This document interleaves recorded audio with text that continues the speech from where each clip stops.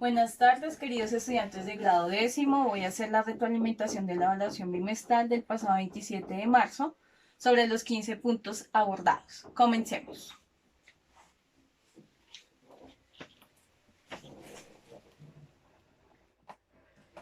Renacimiento y Divina Comedia. La Divina Comedia es uno de los libros más famosos del autor Dante Alighieri, una obra maestra de la literatura italiana y cumbre de la literatura universal. Fue pieza fundamental de la transición del pensamiento medieval al renacentista, al retomar ciertas frases o periodos del hombre.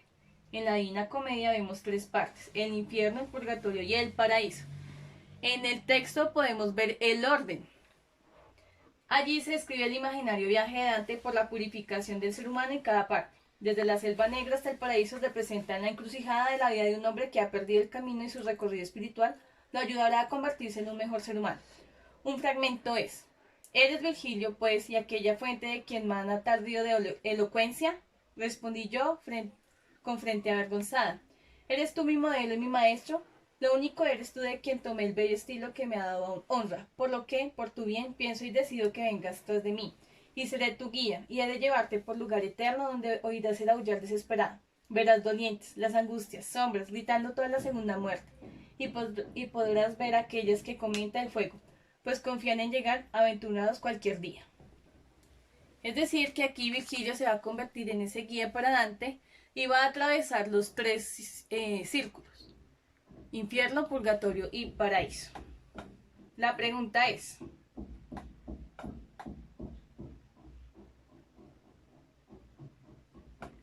¿cuál es una característica de la Divina Comedia? Alegoría, diatriba, hipérbole, tragedia. Tragedia no es porque en el resumen que yo le envié de Dante, él llega al paraíso, o sea que tiene un final feliz. Una hipérbole es una exageración. El dolor no es mentira. Efectivamente existe el purgatorio y el infierno.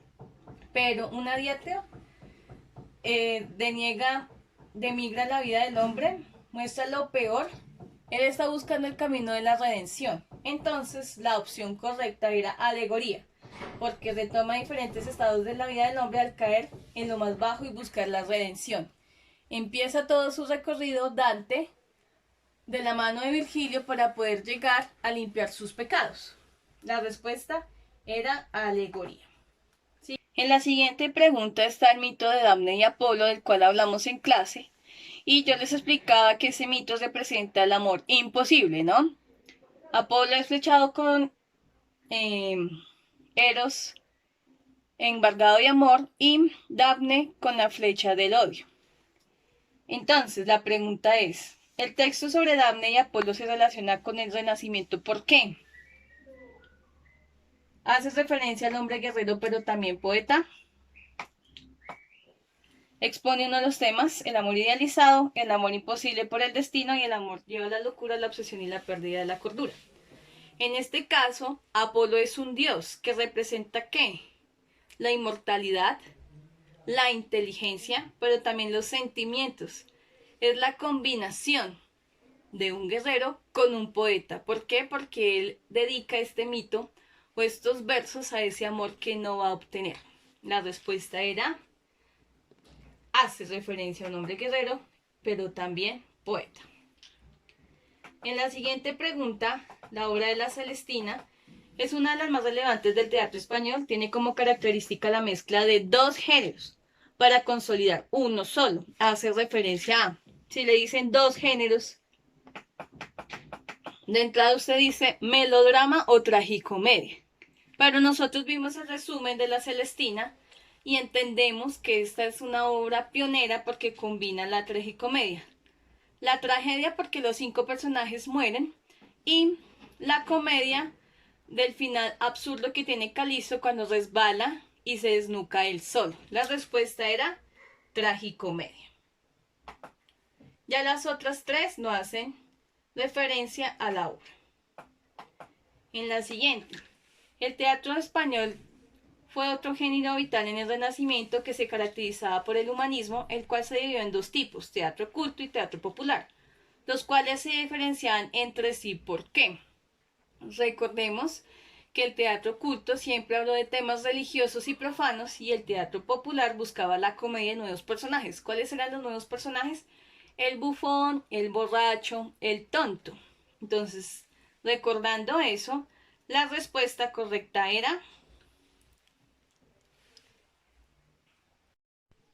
el Renacimiento fue un movimiento literario que da pauta a la creación de la imprenta por Gutenberg, y con ello la nueva escritura al nacer nuevas materias de estudio, antropología, filosofía, entre otras.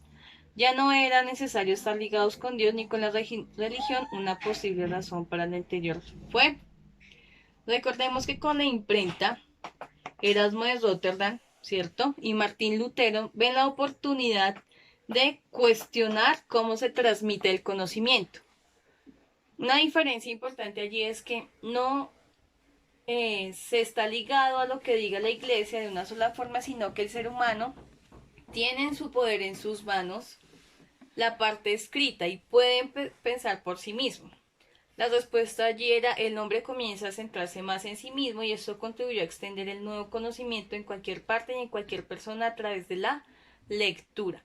Las otras respuestas son cercanas, pero la que está más completa y con el propósito claro es que el hombre busca saciar esa necesidad de conocimiento de forma autónoma, sin que otros estén diciéndole qué pensar. En la siguiente pregunta, la lírica fue uno de los géneros literarios más cultivados en el Renacimiento, ya que su métrica, cantidad de sílabas, tenía una particularidad propia de la poesía italiana. Según el fragmento de la Divina Comedia, este fragmento está en el video que les envié de la guía de Dante.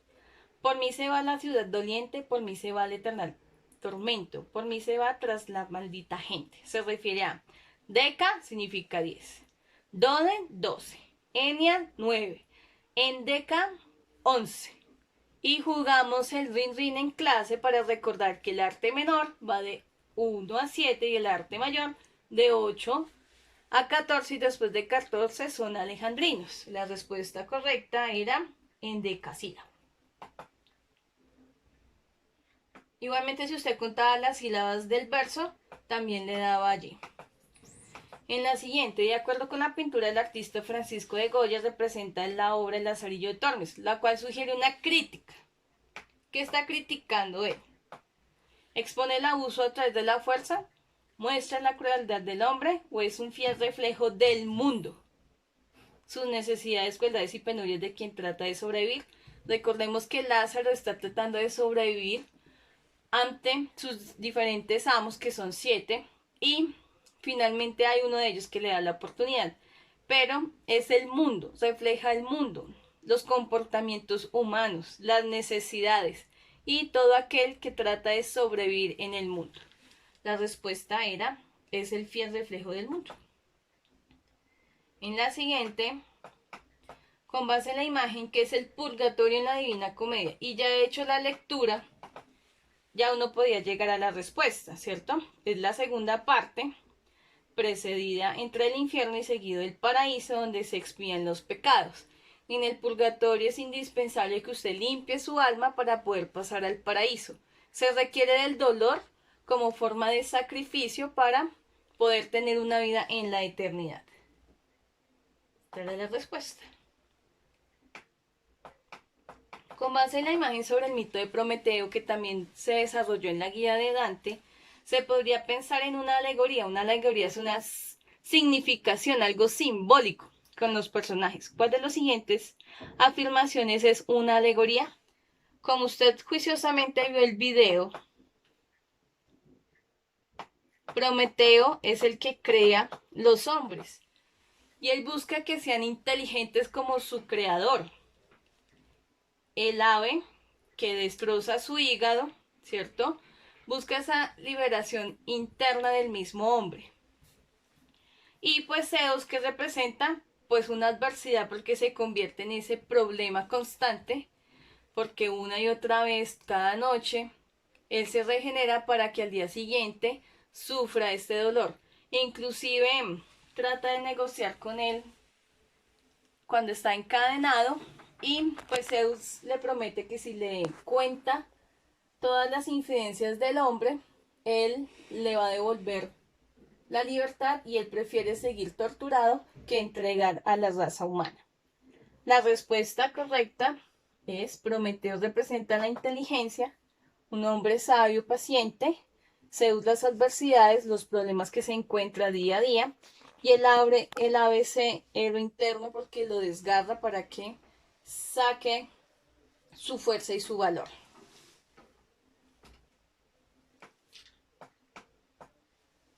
En la siguiente, uno de los aspectos del Renacimiento fue que los pensadores del humanismo retomaron los clásicos griegos y latinos.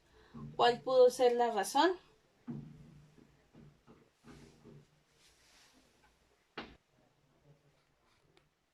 En la Edad Media, como lo veíamos en la guía que se desarrolló en clase, hay ciertos prejuicios, pensamientos sobre la herejía, las brujas y demás, y con el humanismo aparece el conocimiento.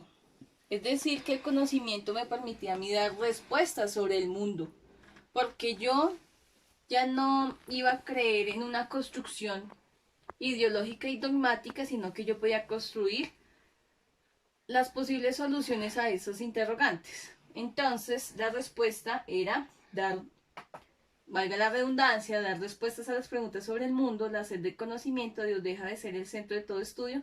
Se busca al intelectual, el hombre, desde su parte racional. En la siguiente pregunta,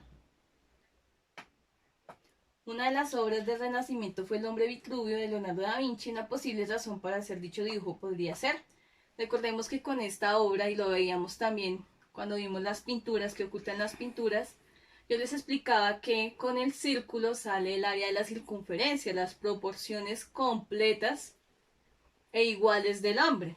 Si yo estoy hablando de proporción y de todas las dimensiones, ¿cierto?